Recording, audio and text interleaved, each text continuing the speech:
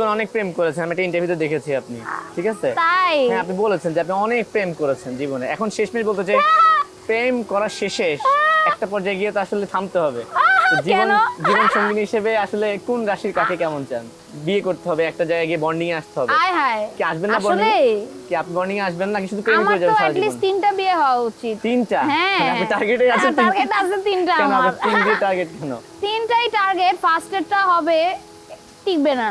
টিকবে না? আপনি টিকবে আগে না থেকে কনফার্ম? আমি জানি, আমার অসুস্থ হয়ে যাব আমি, টিকবে না। আচ্ছা। তারপর সেকেন্ডটা হবে, আমার মনে হচ্ছে যে আমার খুব পুরানো একটা কোন একটা প্রেমিকের সাথে রিকানেক্ট হবে, আমরা মনে করব যে আমাদের হবে বিষয়টা, তারপর হবে, ওইটাও টিকবে না। ওইটাও টিকবে না, আমাদের মনে হয় সম্পত্তি নিয়ে অনেক ঝগড়া হবে। সম্পত্তি নিয়ে? সম্পত্তি নিয়ে অনেক ঝগড়া হবে, ও আমারটা চাবে আমি ওরটা চাবো, হবে না। তারপরে একদম লাস্টের দিকে এসে হয়তো আমি একটা বন্ধুকে বিয়ে করব, আমরা দুজনই বুড়া টুড়া হয়ে যাব, একলা তো মরতে চাই না, হ্যাঁ। তখন বলবো দোস্ত চল ম্যারেজ। আচ্ছা। তারপর থার্ড বিয়েটা ওইটাই কন্টিনিউ হয়ে যাবে? ওইটা তো হবে আপনার 50-60 বছর বয়সে, 80 আর 10 বছর মারা যাব পরে, মানে কি ওটা লাস্ট রিমেন্ডিং যে আচ্ছা মরার টাইমে একলা থাকতে চাই না, তো আমি ওইখানে ওই লাস্টে ওই বন্ধুটার সাথে মিলে আমরা সারা ওই জীবন বন্ধুটাকে মানে ধরুন আপনি যে ঠিক করলেন না যে আমার পার্মানেন্ট লাস্টে একজন আসবে, হ্যাঁ। সেই বন্ধুটা কেমন হতে হবে? সেই বন্ধুটা হইতে হবে যে সে আমার সব কথা শুনবে, সে আমার মতন আমাকে থাকতে দিবে, আর আমাকে সারা দিন খাওয়াবে, আর আমাকে সব করে দিবে, বেসিক্যালি আর কি আমাকেই টেক কেয়ার করবে সারা দিন, এরকম একটা বন্ধু লাগবে। আপনি কোনো টেক কেয়ার আমি করবেন না? কিছু পারবো না। আমি কারো ক্ষেত্রে কিছুই পারবো না, আমি যা আসি এটাই এনাফ হওয়া উচিত। আমি এই যে হাসাচ্ছি, এটা কি একটা মানুষ চাবে না? চাবে তো বটেই, ওইটার বিনিময়ে আমাকে টেক কেয়ার করবে, সব কিছু করে দিবে, এটাই আমার কাছে স্বাভাবিক মনে হচ্ছে। ঠিক আছে, আমরা এবার অনেক মজা করলাম, ফাইনালি করলাম, একটু লং ডিসটেন্স লাভে চলে আসছি। আচ্ছা, কোকি ঠিক স্টুডিওর আছে। জন্য যে আপনি গানটা হ্যাঁ, গেয়েছেন, হ্যাঁ। গানটার আসলে গল্পটা শুনতে চাই, কিভাবে আসলে কোকি স্টুডিওর সঙ্গে যুক্ত হলেন, এই কাজ এক্সপেরিয়েন্সটা কেমন ছিল? ও মাই গড, কাজের এক্সপিরিয়েন্সটা তো মানে আউট অফ দিস ওয়ার্ল্ড। মানে আমি যখন গানটা মানে গাইলাম আর আমি যখন শুট করছি, জিনিসটা আমার বয়স মাত্র 21, আমার বয়স এখন 23, আমি তখন অনেক ছোট ছিলাম। আর আমি তখন বেসিক্যালি আমি তখন ফলস ক্যাসেটের সাথে আমার একটা ব্যান্ড ছিল, ফলস ক্যাসেট, তা আমরা এরকম ছোট ছোট ইন্ডি শোটও করতাম। তখন আমার একটা শোতে অর্ণব আসছে, উনি দেখছে যে আমি গান টান গাইতেছি, তো উনার মাথায় হয়তো ছিল যে আমি একজন গাই, ঠিক আছে। তারপর যখন কোক স্টুডিও সিজন 3-টা শুট শুরু হয়, উনি আমাকে রিচ আউট করে উনি আমাকে তাঁতির ব্যাকগ্রাউন্ড ভোকালসের জন্য রিচ আউট করে। তো ওইটাই আমার জন্য অনেক, কারণ আমি ছোটবেলা থেকে যখন আমি জানি কোক স্টুডিও, আমি চাই যে আমার কোক স্টুডিওতে আমি গাবো, আমার এটাও মাথায় আসছে যে আমি কোক স্টুডিওতে গাবো। এটা কেমনে হবে কি হবে, আমি আসলে যখন এই ইন্ডাস্ট্রিতে ঢুকছি আমি কাউকে চিনি না, আমি আসলে খুবই মিডল ক্লাস একটা ফ্যামিলি থেকে আসি, আমার বাপ মা অনেক কষ্ট সরকারি চাকরি করে এত দূর পর্যন্ত আগাইছে, আমরা খুবই একটা হাম্বল একটা লাইফ লিড করি। আর এই লাইফটা একটা ড্রিম আমার, মানে আমার বাপ মা যখন এখন দেখে আমাকে এটা করতেছে, ওরা বিশ্বাসই করতে পারে না যে এটা এত দূর পর্যন্ত আসে। আমি নিজেই বিশ্বাস করতে পারতেছি না যে এটা হইতেছে। আমাকে রিচ আউট করছে তাঁতির জন্য, তো আমি তাঁতির ব্যাকগ্রাউন্ড ভোকাল দিতেছিলাম। তখন আমি বললাম আস্তে করে, আমি আয়সা বলে আমি দিই ভোকালটা, দেখি তো কি হয়। তারপরে আমি আস্তে করে আমি জাস্ট ভোকালটা দিলাম। আমি মনে করছি কিছু হবে না, কারণ আমি তো মানে আমি অবশ্য যে টেকটা দিছি, আমার ঘাম চুটায়া যা ছিল সব দিছি ওই টেকের মধ্যে, ঠিক আছে, আমার যে পার্টটা। পরে আমি চিন্তাও করি না এটা হবে, কারণ এটা একটা মেইন সং যেটা কোক স্টুডিও থেকে যাবে, এটা অনেক ভালো একটা গান, মানে এটা কি বানাইছে ওরা, মানে ক্রেজি। আর আমি এটাতে গাবো, এটা আমার চিন্তা বিশ্বাস হচ্ছে না। তারপরে কল ব্যাক আসলো, পার্মানেন্ট হয়ে গেল, আল্লাহ আল্লাহ আল্লাহ, এটা হইতেছেটা কি। তারপরে মানে এরকম একটা এনভায়রনমেন্টে যেখানে এতগুলা ট্যালেন্টেড মিউজিশিয়ান একটা পার্ট, মানে আপনার যারা বাজাইতেছে ইনস্ট্রুমেন্টস, ব্যাকগ্রাউন্ড ভোকালিস্ট, মানে ওরা সবাই এত ট্যালেন্টেড, শুভদা, অঙ্কন, প্রাকাদা, ওরা এত ট্যালেন্টেড, ওরা এই গানটা একসাথে বানাইছেন, আমি জাস্ট গাইছি ওদের সাথে, আমি এটা একটা পার্ট নিচ্ছি। আর আমাকে ওরা যেমনি আপনায় নিছে, মানে ওরা আমাকে অনেক আদর করছে, কারণ আমি ওদের অনেক ছোট ছিলাম, তো ওরা সবাই অনেক আদর করে, আমরা পুরাটা শ্যুট অনেক মজা করে করছি। আদনান ভাই এটা ডিরেক্ট করছে, মানে এটার মিউজিক ভিডিওটাই কি ছিল, মানে পুরা মানে সিরিজে আমার মনে হয় যে not because it's my song or anything, but পুরা জিনিসটা এত সুন্দরভাবে এত আন্তরিকভাবে জিনিসটা করা হয়েছে। I am just really glad যে আমার কপালে এটা হয়েছে। তো এই যে গানটা যখন পাবলিশ হলো, স্টিল নাও আমি দেখতেছি মানুষ এখনো শুনে। এই ফিলিংটা আমি আসলে জীবনে মনে করি নাই আমার কখনো হবে, আর আমি কখনো মনে করি নাই যে মানে মানুষ আমার সাথে এত কানেক্ট করতে পারবে, আমার আমার গলার সাথে, আমার ভয়েসের সাথে, আমার সাথে অ্যাজ অ্যান আর্টিস্ট এতগুলো মানুষ যে ফিল করতে পারবে আমাকে। এটা একটা আর্টিস্ট হিসাবে আসলে কিরকম একটা ব্লেসিং আমি আসলে আপনাকে বলে বুঝাইতে পারবো না, কিন্তু honestly like it change my life. Like আমার জাস্ট মনে হয়েছে যে আমি খুব লাকি হয়ে গেছি আসলে, কারণ এরকম একটা জিনিস আসলে হওয়া সহজে হয় না, এবং সহজে হয় না। ড্রিম ওয়ার্ক যেগুলোকে এটা বলে একটা, মানুষের হ্যাঁ, life-এ। মানে তাও আবার মানে আমি মনে করছি আমার আরো 10 বছর খাটার পরে হয়তো এরকম একটা সময় আসবে, বাট হয়ে গেছে, and that's why you're lucky, that's right? Why I am lucky. আমাকে বলছিল আমার রাশিতে আমার কপালটা খুব ভালো, এটাই দেখতে পারতেছি। এবং কপাল খুলে গেছে। কপালটা খালি খোলাই দেখতে পারতেছি, কেমনে কেমনে জানি, বিশ্বাস করবেন না, আমি সারাদিন আমার মাথা কোথায় থাকে আমি জানি না। মানে আমি অনেক কাজ করি, আমি অনেক হার্ড ওয়ার্কিং, কিন্তু আমি কোনো কোনো কিছু আজকে এটা হইতেই হবে এরকম কিছু না। আমি আচ্ছা করতেছি, হইতেছে, আমার আজকে ইচ্ছা আমি শ্যুটটা করবো, আমার আজকে ইচ্ছা আমি গানটা লিখবো, আমার শো আছে আমি করব, আমার মজা লাগতেছে আমার কাজগুলা করতে, আমি অত সিরিয়াসলি করি না, আমার মন থেকে আসে জিনিসটা, it's not like work to me. So ওই তুলনায় আমার মনে হইতেছে একটু বেশি মজা হয়ে যাচ্ছে আসলে। এমনিই থাকে, আশা করি এভাবেই থাকুক। মানে যেটা হচ্ছে কি, আপনি ভেবেছিলেন যে আমি আর 10 বছর পরে হয়তো এই ধরনের একটা সফলতা পাবো, চিল মুডে কাজ করছি, কিন্তু আমার প্রোডাক্ট হয়ে হ্যাঁ, গেছে। হইলে হবে, না হইলে নাই, আমি ঠান্ডা মাথায় আগাই। বাট আমার মনে হইলো যে ট্রিকটাই এটা, ঠান্ডা মাথায় আগানো উচিত। ওই যে একটা গান আছে না কোকি স্টুডিওতে, যে যদি থাকে নসিবে আপনা আপনি আসিবে, হ্যাঁ আপনার ওই যে হয়ে গেছে আর কি। হ্যাঁ, আচ্ছা, আপনার হাতে আমি অনেক অর্নামেন্ট দেখতে পাচ্ছি, সুন্দর একটা লকেট দেখতে পাচ্ছি, ট্যাটু দেখতে পাচ্ছি, এগুলো সম্পর্কে যদি বলতেন যে কোনোটা কি কোনো মিনিংফুল কেন পড়েছেন আপনি বা কেন? আমার এমনিতে মনে করেন জুয়েলারি অর্নামেন্টস অনেক ভালো লাগে, তো আমি এগুলো পরছি। আর হচ্ছে হলো গিয়ে আমার ট্যাটু আসলে আমি এগুলো করছি কারণ আমার তেমন একটা, বাকি সব আপনি যেটার কথা বললেন এটার মিনিং আছে, বাকিগুলোর তেমন একটা মিনিং নাই, আমার সুন্দর লাগছে দেখে করছি। মানব ধর্ম করছি কারণ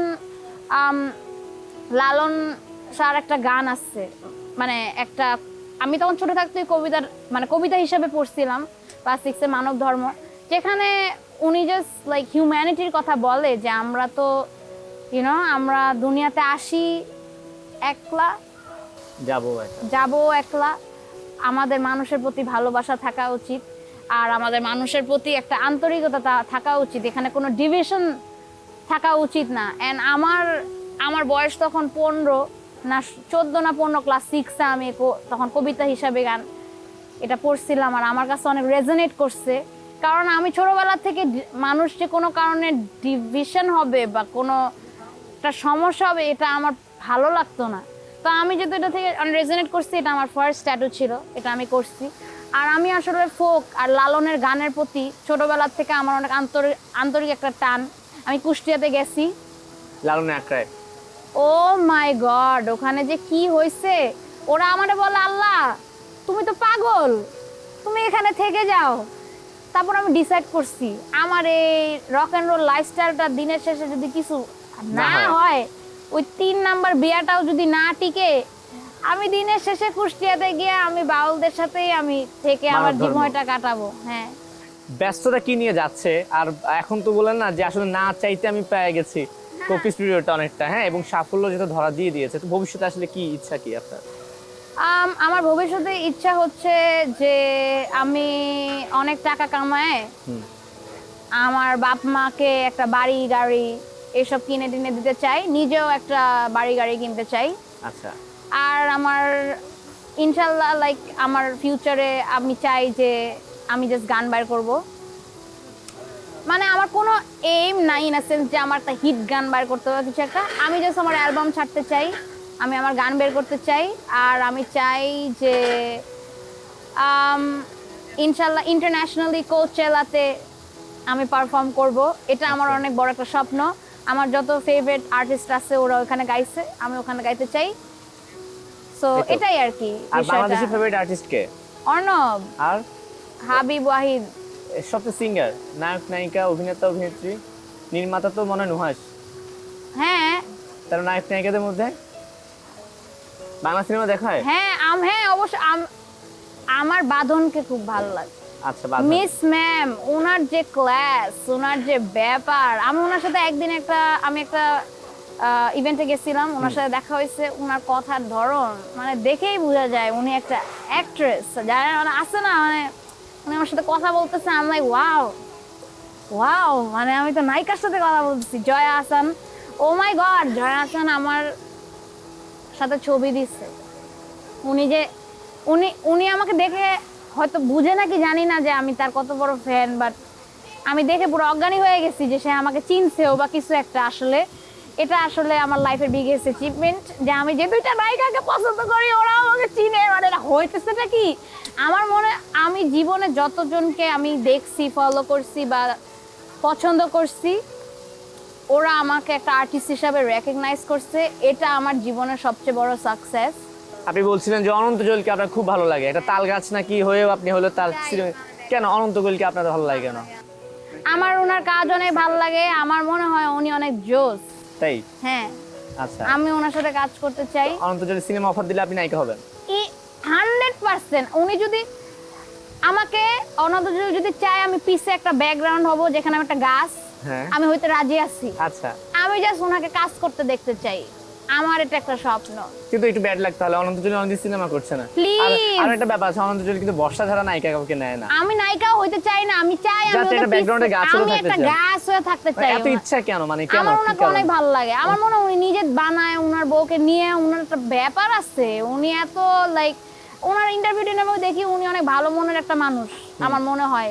আমার খুব ভালো আর লাগছে অন্য ওনাকে। কারো সিনেমা নায়িকা হয়েছে না? না, আমি হইতে চাই। আমি আসলে অনেক জনের সাথেই কাজ করতে চাই, হ্যাঁ। ইনশাল্লাহ হয়ে যাবে। আমি আসলে নুহাসের সাথে আরো কাজ করতে চাই, আমি চাই আদনান ভাইয়ের সাথে কাজ করতে। আমার অনেক জনের সাথে কাজ করার ইচ্ছা। আমার মাথায় এত জিনিস আমার মনেও পড়তেছে না এখনো ঠিক মতন, বাট হ্যাঁ এটা আছে ব্যাপার স্যাপার। আবরার ভাই আছে, আবরার ভাই অনেক জোস। সো ইয়া, বলে এই যে নুহাসের সঙ্গে কাজ করেছেন, গান গেয়েছেন, হিট হয়ে গেছে, এত এত মানুষের সঙ্গে কাজ করার পর অনেক শুভাকাঙ্ক্ষিত হয়েছে, মানুষ আপনাকে চিনে। কোনো মজার ঘটনা আছে শেয়ার করার মতো? আমারে বলে আপু একটা প্লিজ একটা ভিডিও বানাই দেন, আমার গার্লফ্রেন্ড অনেক রাগ করছে আমার সাথে, হ্যাঁ।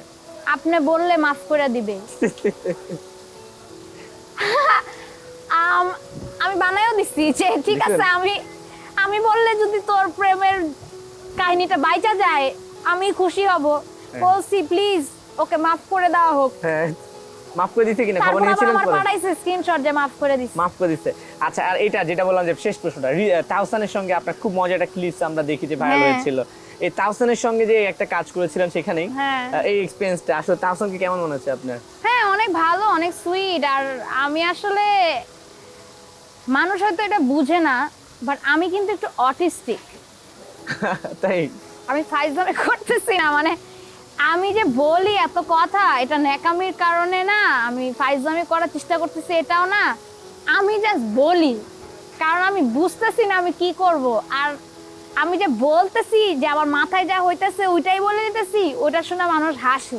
আর মোস্ট অফ দ্য টাইম আমি প্যারা খাইতেছি, আমি বুঝতেছি না আমি কি বলবো, তা আমার মনের সব কথাই বলে দিতেছি আসলে। আর ওইটাই আসলে হয়ে যেত, ওইটাই হয়েছে টিভি শোতে।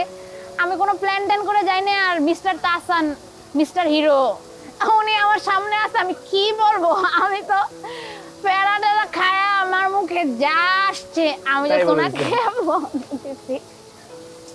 আমার মনে হয় উনিও মজা পাইছে, এটা একটা হ্যাঁ, এবং মজার মানুষও বিষয় দেখে ছিল। মজা পায়। তার মানে আপনি বলছেন যে আপনি অটিস্টিক যেভাবে বলেছেন, মানুষ কিন্তু পরে এটাকে রং থিঙ্ক করবে, ঠিক আছে? না না, এখানে রং থিং করার কিছু নাই। আমি একটা আমার মনে হয় মোস্ট মানুষ যারা ক্রিয়েটিভ ফিল্ডে আছে ওরা একটু স্পেকট্রামে, ইন আ সেন্স যে লাইক, মানে আমরা নর্মাল না। আমি কোনো স্বাভাবিক মানুষ এই লাইনে কাজ করে, আপনি বুঝতেছেন কতগুলা মানুষ আমাকে পারসিভ করতেছে, আমাকে দেখতেছে বা আমার ওদের সাথে ইন্টারঅ্যাক্ট করতেছে, এটা তো মানসিকভাবেও একটা জিনিস। আমার মানসিকভাবে অলরেডি ঠিক নাই, এই জন্য আমি আমার জন্য জিনিসটা তেমন মানে একটু নর্মাল আমার মনে হয় যে আমি নিতে পারি। কারণ আমি দেখছি অনেকজন নিতে পারে না প্রেশারটা, রাইট, অনেক প্যারা ফিল করে। আমি মনে হয় বিকজ আমি একটু স্পেকট্রামে, যেটা একটা সত্যি কথা, এটার কারণে লাইক। ঠিক আছে, আপনি অনেক আড্ডা দিয়েছি। হ্যাঁ। আপনাকে যারা পছন্দ করে, যে বললেন না অনেক মানুষ ভাবে যে জানে না আমি অটিস্টিক, একটু জানিয়ে দেন মানুষদেরকে, এবং তাদের জন্য যদি কোনো বার্তা থাকে বা শুভাকাঙ্ক্ষীদের জন্য কিছু বলা থাকে সুন্দর করে বলে দিন। এতটা অটিস্টিক না, মানে একটু আসি একটু আছেন। আসি। আমি বলবো যারা ইয়াং ক্রিয়েটিভস, তোমরা সবাই যেটা করতে চাও ওইটাই করবা, কারো কথা শোনার দরকার নাই, মনে যা ইচ্ছা সব করবা, কিন্তু মানুষের কষ্ট দেওয়ার বিষয় না। যেটা করতে চাও তোমার স্বপ্ন নিয়ে ওইটা তুমি করবা, মন থেকে যেটা ইচ্ছা তোমার মনে হয় করা উচিত করবা, কারো অপিনিয়ন শুনবা না নিজেরটা ছাড়া, and especially when it comes to your art and your music, and trust yourself even when nobody does. কেউ তোমার ভিশন বুঝবে না, কেউ তোমাকে বুঝবে না তোমার থেকে বেশি। আর আর যারা লং ডিস্টেন্স লাভটা এত পছন্দ করেছে তাদের জন্য কিছু বলেন, এই গানটা তো এখনো শুনছে। ও আপনারা যারা খুব পছন্দ করছে খুবই খুবই ধন্যবাদ। আর আমি চাই আপনাদের শুভকামনা রইলো, আর কষ্টে থাকেন না, গানটা ঠিক আছে। খুব কষ্টের, কেন যে লং ডিস্টেন্সে গেছেন, আমিও গেছিলাম, আর করেন না এসব। But thank you for listening, thank you for supporting me. আপনাদেরকে অনেক অনেক থ্যাংক ইউ, আপনাদের কারণে আমি ঘুম থেকে সকালে একটা খুশি মুখে উঠি। অনেক আড্ডা দিয়েছি, মজা করেছি, কথা বলেছি, আপনাকে অসংখ্য ধন্যবাদ। জি আপনাকে অসংখ্য ধন্যবাদ আপনার শেষ সময়ের মুহূর্তে জন্য। আমার চাওয়াটা পূরণ করবেন না? এই যে একটু জাস্ট লং ডিস্টেন্স লাভের ওই দুইটা লাইন শুনতে শুনতেই আমরা বিদায় নেই নাকি? আচ্ছা দাঁড়ান, আপনি আমি ভাবতে চেষ্টা থাকেন, করি, আমি দর্শক থেকে বিদায় নিয়ে আসি, ঠিক আছে? আমি চেষ্টা করি, দাঁড়ান। ওকে ঠিক আছে দর্শক, আশা করি ভালো লেগেছে। এই মুহূর্তে লং ডিস্টেন্স লাভের সেই অংশটা শুনতে শুনতে বিদায় নেব। আমি একা হয়ে বসে আছি, বিরহিত মনে সূক্ষ্ম হাসি, আমি শুধু চেয়েছি তোমাকে শুরু থেকে, জানি আসবে না তো আজ অসমাপ্ত গল্প, রেখে যাই আমি তুমি, তোমার ভালোবাসা আমি চাইনি।